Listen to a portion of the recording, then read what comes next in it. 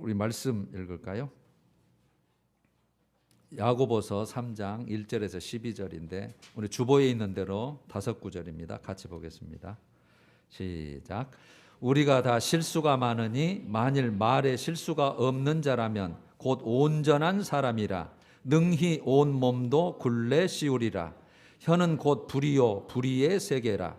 혀는 우리 지체 중에서 온 몸을 더럽히고 삶의 수레바퀴를 불사르나니 그 사르는 것이 지옥불에서 나느니라. 혀는 능히 길들일 사람이 없나니 쉬지 아니하는 악이요 죽이는 독이 가득한 것이라. 이것으로 우리가 주 아버지를 찬송하고 또 이것으로 하나님의 형상대로 지음을 받은 사람을 저주하나니 한 입에서 찬송과 저주가 나오는도다. 내 형제들아 이것이 마땅하지 아니하니라. 아멘. 오늘 제목을 찬송하는 말, 축복하는 말 이랬거든요. 한번 따라서 해봐요. 찬송하는 말, 축복하는 말. 하나님께 대하여는 찬송하는 말을 해야 되고 사람에게 대해서는 축복하는 말을 해야 된다. 이렇게 두 개로 표현을 해봤어요. 야고보서 오늘 3장을 펴셔서 오늘 말씀을 좀 이렇게 주목해 주시면 될 것 같고, 오늘은 이제 1년에 한 번 있는 공동의회, 물론 특별한 행사가 있을 때는 항상 있겠지만 우리가 정기적으로 1월 두 번째 주, 근데 오늘은 특별히 또 그 임직자를 또 선출해야 되기 때문에 아무래도 시간이 좀 더 필요합니다. 그래서 오늘 설교는 간단히 하고 늦어도 45분까지는 예배를 마치도록 그렇게 하겠습니다. 우리가 예수를 믿으면 반드시 변화되게 돼 있어요. 반드시 변화가 됩니다. 본인은 모를지라도 뭔가 조금씩 남이 보기에 물론 하나님이 더 잘 알고 계시겠지만 뭔가 변하는데 생각이 변하고 자기 생각이 변하면 모습도 변해요. 모습도 눈에 생기가 있고 얼굴이 항상 밝고 그 다음에 삶 자체가 변하죠. 물론 인생관, 물질관, 세계관, 가치가 이렇게 다 변하지만 특별히 표현되는 건 말이 이제 변화가 돼요. 말이. 그래서 오늘 이제 본문을 보면 이제 2절부터 좀 봐볼게요. 우리가 다 실수가 많으니 만일 말에 실수가 없는 자라면 곧 온전한 사람이라 능히 온 몸도 굴레 씌우리라 일어났잖아요. 자, 우리가 다 실수가 많아요. 당연하죠.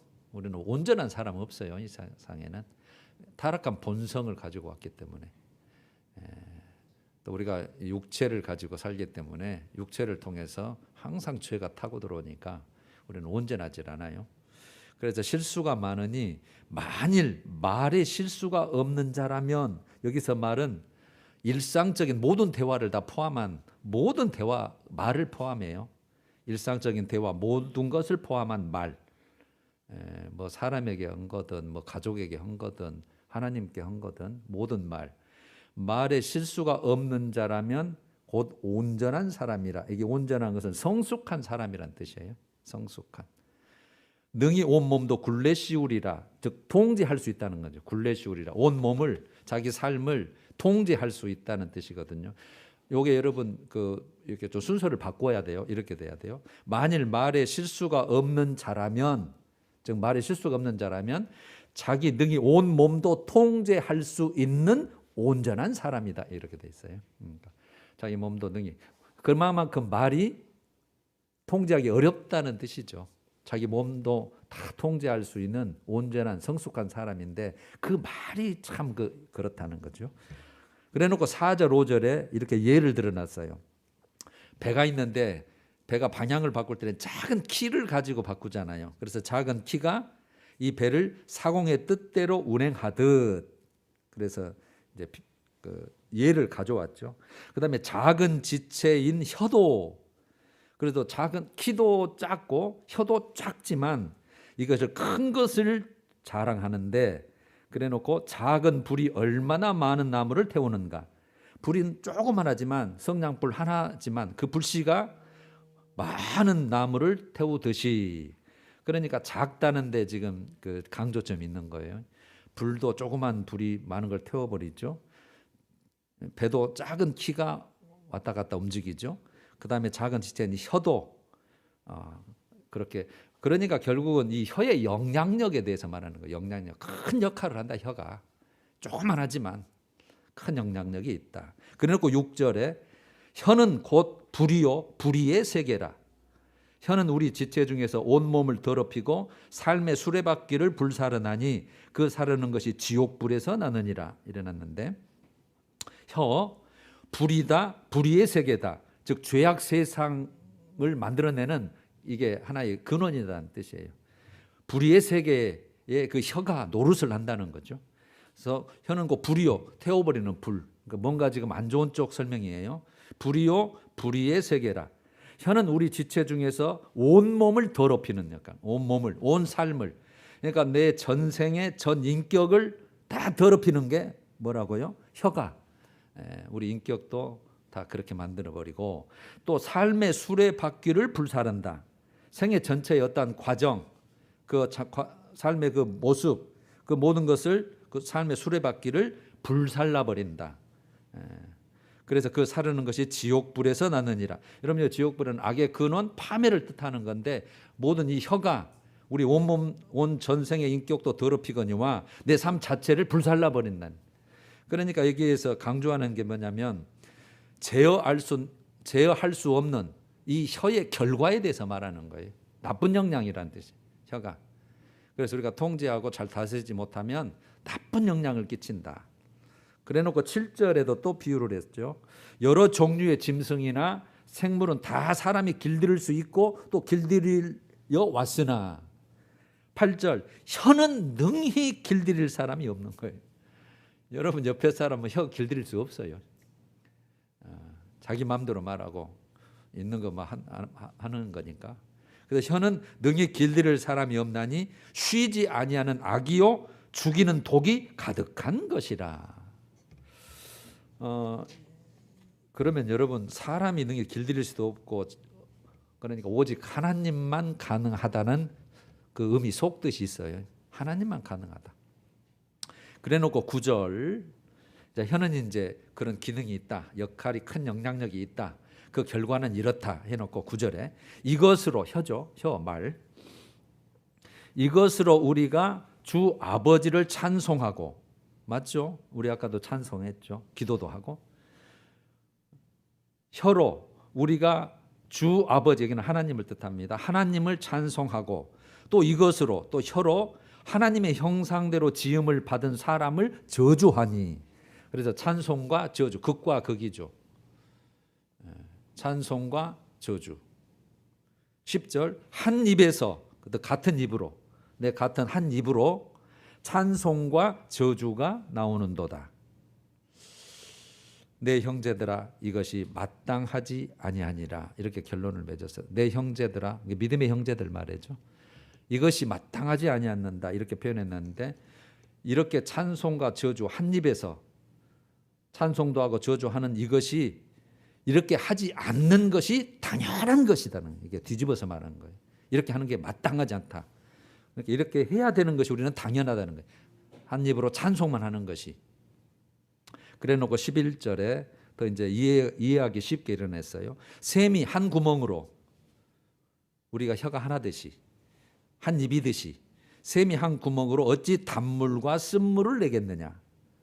여러분, 단물도 나왔다 쓴물도 나왔다 그런 셈 없잖아요.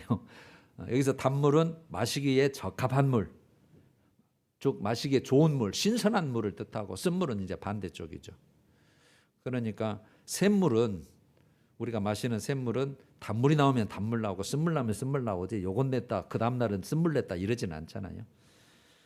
그래서 12절 마지막에 내 형제들아, 어찌 무화과 나무가 감람 열매를 맺을 수 있으며 포도나무가 무화과를 맺겠느냐. 그러니까 안 된다는 거죠. 그래서 이와 같이 짠물이 단물을 내지 못하느니라.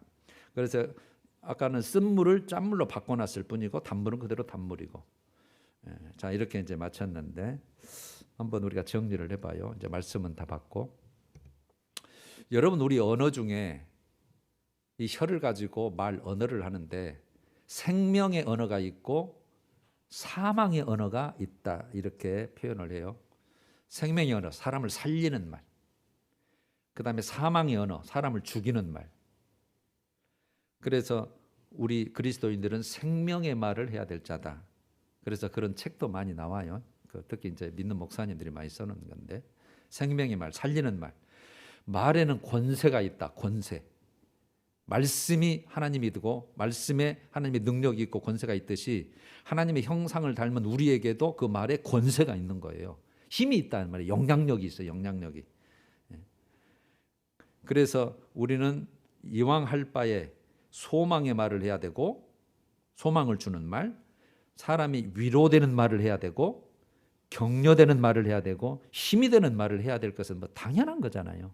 안 믿는 사람도 다 그렇게 하고 싶고 그렇게 원하는 거죠.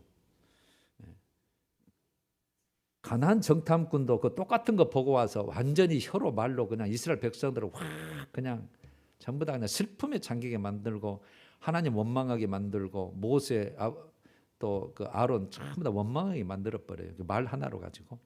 근데 거기 두 사람 여호수아와 갈렙만큼은 그 똑같은 상황을 보고 혀를 가지고 정말 이거 된다. 저것들은 우리 밥이다.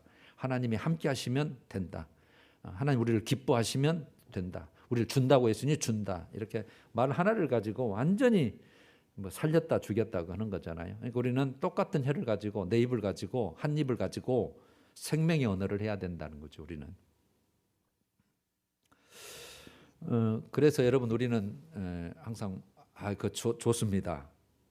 또 우리가 감사합니다. 또는 사랑합니다. 축복합니다. 행복합니다. 뭐 당신 있어서 행복합니다. 만나서 너무 행복합니다. 또 이거 할 수 있습니다. 또 이제 행위라도 또 실수하는 것 같으면 괜찮습니다. 이런 것들이 다 이제 우리가 항상 하는 언어고 그런데 이제 또 반대쪽이 있잖아요. 사람을 죽이는 말. 왜 그랬어?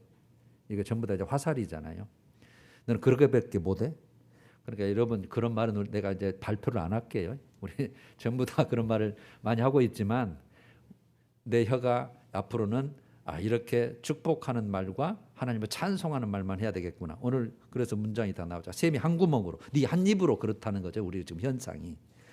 그래서 정말 사람들이 괴로울 때 또 마음이 아플 때 진짜 명약은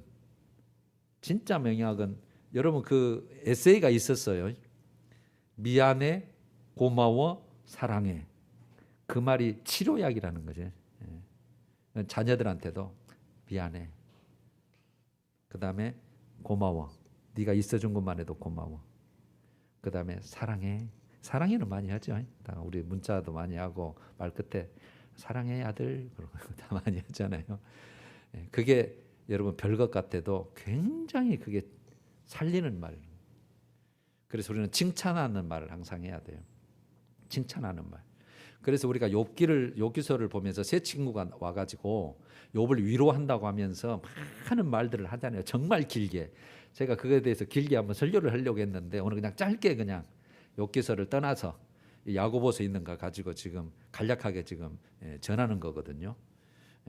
정말 사람을 살리는 말, 칭찬하는 말이에요. 우리는 아까 온전하지 않다 그랬죠. 여러분들 누구나 다 장점과 단점과 길고 짧은 게 있어요. 남이 잘하는 것이 있고 내가 못하는 게 있고 내가 또 잘하는 게 있고 남이 못하는 거 있고 그래서 저도 항상 습관을 바꿔보려고 하는데 항상 남의 좋은 것만 이제 보려고 하는 습관을 많이 그렇게 생각을 했는데 그렇게 되고 있는 것 같은 느낌이 저도 들어요. 나쁜 거 찾으려면 한이 없더라고요. 그러면 다른 사람이 나를 찾을 때 왜 없겠어요? 당연하죠. 내가 다 잘하가니요. 여러분들이 다 잘하고 있으니까요. 그래서 항상 그 사람의 장점, 잘하는 거 그걸 항상 보고 그걸 칭찬하고 그걸 감사하고 그걸 말해주고 이러니까 나도 편하고 나도 살고 남도 살고 이러더라고요. 제 조그마한 이제 삶이 한 부분이었어요. 그래서 여러분 그 잠언 25장 11절에 보면 경우에 합당한 말 이렇게 됐어요. 경우에 합당한 말은 은쟁반의 금사관이라. 기가 막힌 표현이 있죠. 시적인 표현이죠. 경우에 합당한 말은 은쟁반의 금사관이라. 아주 그냥 귀하고 너무 갖고 싶고 그냥 너무 초롱초롱하고 귀한 거잖아요. 은쟁반의 깨끗한 그 금사관. 경우에 합당한 말. 그래서 여러분 그 예를 하나 들어보면 그 말하는 게 어떤 방향으로 말하냐에 따라서 영향력이 확 달라지는데, 말하자면 이제 그 성전 문에 들어가는 그 거지가 이렇게 구걸을 하잖아요.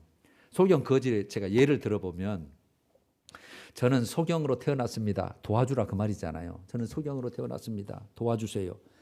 그랬을 때 하루에 10,000원을 벌었다고 가정을 하면 이렇게 말을 바꿔봐요. 봄이 오지만 저는 그것을 볼 수 없습니다. 불쌍히 여겨주세요. 이렇게 말했다고 가정해봐요. 똑같은 봄이 오지만 당신은 다 꽃도 보고 풀도 보고 이렇게 다 보지만 저는 볼 수 없습니다. 불쌍히 여겨주세요. 그래서 만약에 10,000원을 벌었다면 아마 10만 원 이상을 벌을 거예요. 그만큼 말 하나가 영향력이 있고 사람의 마음을 움직이고 정말 측은한 마음이 들게도 하고 그러는 거예요. 제가 예를 하나 들어본 것 뿐이에요. 자, 이제 결론을 내봐요. 그거는 왜 나 하고 싶은 말 못하고 하나님에게는 찬송하는 말을 해야 되고 사람에게는 축복하는 말을 해야 되느냐. 여러분 결론을 드려볼게요. 윤리를 떠나서, 윤리적인 삶을 떠나서, 도덕을 떠나서 우리는 왜 그렇게 해야 되냐면 성령의 전이기 때문에 그래요. 성령의 전이기 때문에. 그래서 고린도전서 3장 16절, 고린도후서 6장 16절에 우리는 살아계신 하나님의 성전이라 그랬잖아요. 그럼 하나님의 성전이라는 의미가 뭐예요? 성령 하나님이 여기에 계신다는 것 아니에요. 우리 속에, 너희 안에 계시겠다. 너희 안에, 그러니까 성령, 그 거룩한 영이 여기 계시니까 우리가 이 성령님을 모시고 있는 우리가 어떻게 말을 해야 되는 거예요? 이거는 뭐 말을 하지 않아도 이게 100% 이유예요. 그래서 우리는 하나님에 대해서는 하나님을 사랑하는 하고 이웃을 사람을 사랑하는 게 우리의 큰 그 두 율법인데, 축인데, 하나님 사랑하는 것은 하나님 찬송하는 거죠. 사람을 사랑하는 거죠. 축복하는 말을 하는 거예요. 축복하는 말. 그게 사랑하는 하나의 대표적인, 돈도 안 들고 뭐 재산도 안 들고 노력도 안 들고 누구든지 할 수 있는 거니까 이거는 다 할 수 있는 거다. 다 할 수 있는 거다. 그래서 오늘 제목을 그렇게 붙여본 거예요. 한번 따라서 해봐요. 찬송하는 말, 축복하는 말.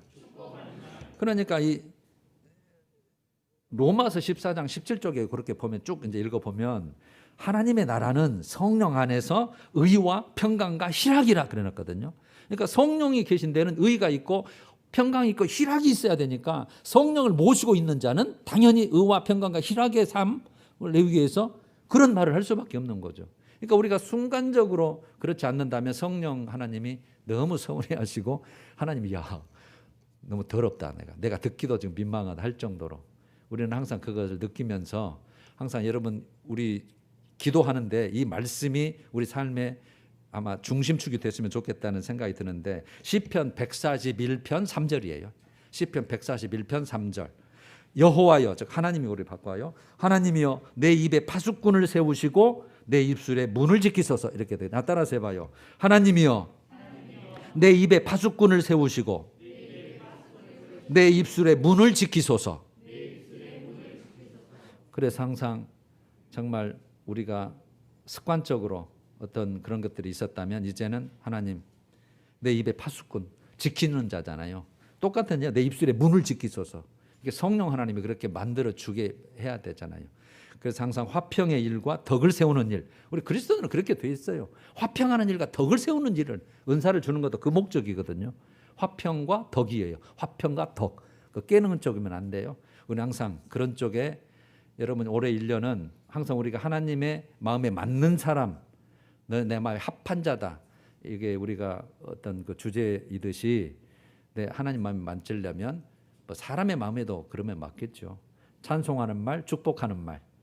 여러분 정말 많은 말이 있으니 우리 꼭 그렇게 해서 좀 하나님을 기쁘게 하고 사람에게 덕을 세우고 화평하는 삶이 살기를 바랍니다. 우리 찬송하십시다. 212장 겸손히 주를 섬길 때 1, 2절.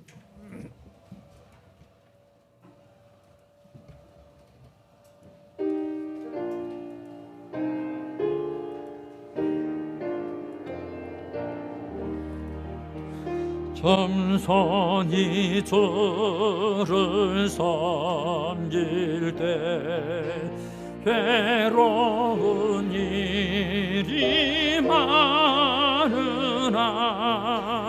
구주여 내게 힘주사 잘 감당하게 인자한 말을 가지고